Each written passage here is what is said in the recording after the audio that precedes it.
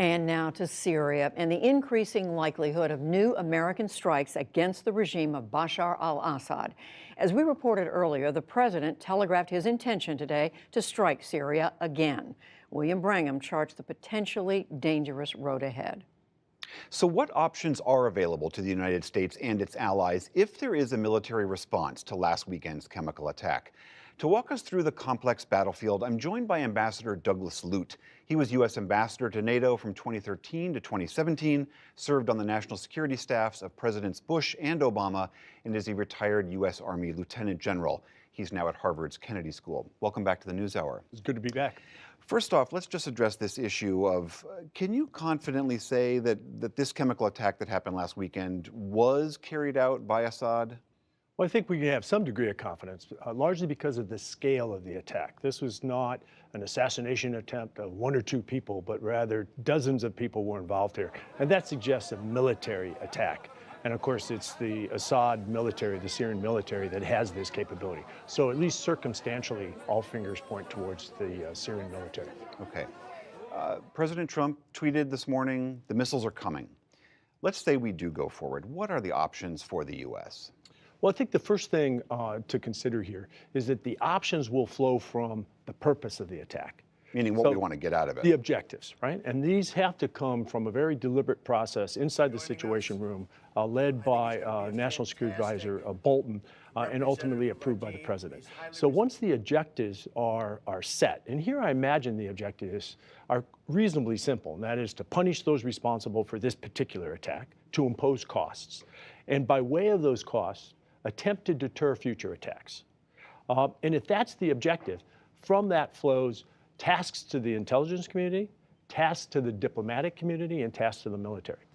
Now, we've heard that the Russians have said, if the U.S. strikes, they might strike back. Not only will they try to knock our missiles down, but they might even target the platforms from which we launch those attacks.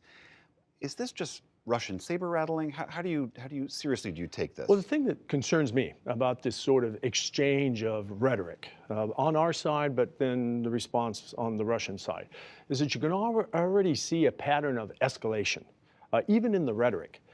And the challenge here is that such escalatory steps can be imagined to be controllable. From inside the Situation Room, we might imagine that these are discrete, controllable steps. But in practice, they are often out of control, and we can lose control, and they can spiral in an escalatory manner because of miscalculation and misperceptions. So the danger here, I think, is that we launch into something that becomes escalatory. And obviously, we've got so many different actors at play in Syria. I mean, you've got the Turks, you've got the Russians, you've got the Americans, you've got ISIS, the Iranians. Do you worry that those people might also be drawn into this? Well, I think inevitably there's that risk. We know that Russian forces and Iranian forces are intermingled with Syrian forces, advising them and assisting them. So a U.S. strike, which is intended to precisely strike Syrian forces responsible for this attack, could inadvertently strike Russian and Iranian forces as well. What do you think about the option of not responding? Is that a viable option? Well, that's always an option as well. The challenge here is that the rhetoric has already put us on the path towards and setting expectations towards a response. So there's a certain cost by now, if now we were not to do anything. Do you think that these attacks, however we do it, we saw that the president launched 59 Tomahawk missiles a year ago to try to curtail this kind of behavior.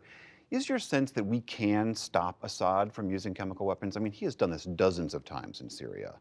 I'd be very careful in suggesting that we are in the driver's seat here and that we can actually effectively deter Assad. Why is that? Deterrence rests on the notion that we can impose costs sufficient on Assad to change his calculus, to change his behavior. The challenge here is that for Assad, this is existential. This is survival. So how do you raise the costs above survival?